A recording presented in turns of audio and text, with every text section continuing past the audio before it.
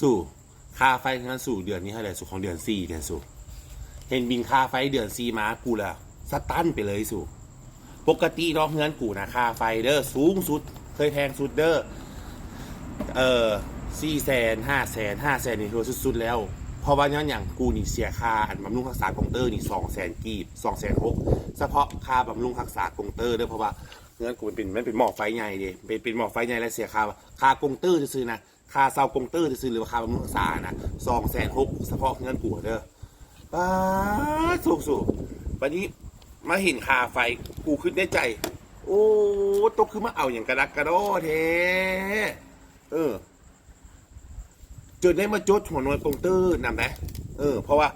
คนมาจุดกงเตอร์เขานี่เนาะเขาจะมาจุดวันที่1ที่5นะพออันนี้นี่บอกอันนี้นี่วันที่1นี่ไปท่ายกงเตอร์กันตัวเองรถไปท่ายหุ้นกงเตอร์กันตัวเองแล้วว่าเขาจุดหัวหน่วยถือบอกเขาเพราะว่าญาติเขาจุดบ่ถือแต่มาสรุปเขาก็จุดถืออยู่จุดถือแล้วเขาเบิ่งค่าไฟป้า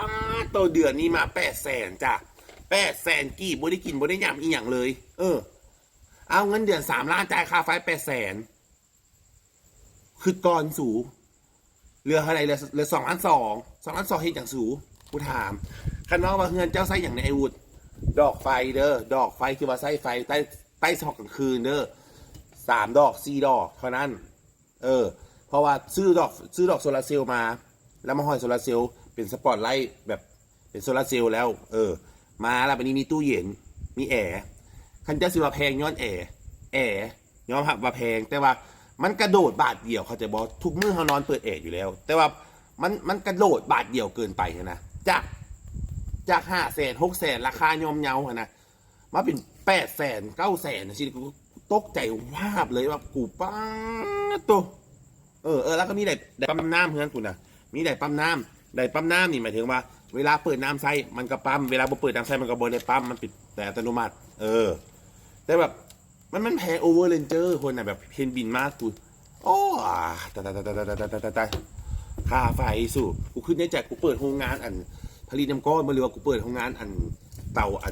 อบอาทิตย์ขนมปังบ่กูจึงใช้ไฟหลายแบบนี้โอ้ยขั้นผูกเงินเดือน2 ล้านอัน2 ล้านบาทเท่านี้จิโบตายหาเงินมาใช้ค่าอันดอกไฟนะสู้ค่าอันจากค่าไฟนะสู้แพงพี่โลแพงโอเวอร์เรนเจอร์โพดถามว่ามึงจมในอย่างก็ได้จะจมนี่แหละจะขึ้นได้ใจมันก็แจ้งไหนเนาะมันก็แพงอีหลีครับอีคิดว่าขึ้นได้ใจเอาอ้ายเพิ่นจุดกงเตอร์พีทบอกก็ไปทายกงเตอร์ขัดแนนวันที่1หาวันที่5เนาะพนักงานจุดกงเตอร์ขัดเขาชิมาจุดกงเตอร์ไฟเฮาเนาะกูก็ไปทายหุ้เอาแล้วทายหุ้เอามันก็เขาก็จดปกติเขาก็จดถือมันไม่เห็นมีค่าไฟมันละกูละบ่อยากว้าวเลยค่าไฟอย่ามาแพงพี่โลปานนั้นแท้สู่โพดอีหลีอีหลอค่าไฟเดือนนี้นะร้องมึงน้ำกันค่าไฟของเงินแต่ละเงินของผู้ใดนะทายมาให้เมืองเนี่ยระวังมันก้าวกระโดดบอเดือน3จะจ่ายเท่าไหร่เดือน4จ่ายเท่าไหร่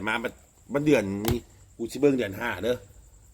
มันสิบปฏิโต้ปฏิต้าคุณจ้ะสารทานไหนเนาะที่สนใจลอตเตอรี่สนใจอยากเสี่ยงโชคเสี่ยงสตาร์มาเลยนะลอตเตอรี่งวดวันที่16 เดือน 5 ปี2025งวดวันที่16 เดือน 5 ปี2025มาแล้วนะจ๊ะติดต่อที่เบอร์55002215วัดแอปทางบอลเดอร์55002215นะจ๊ะ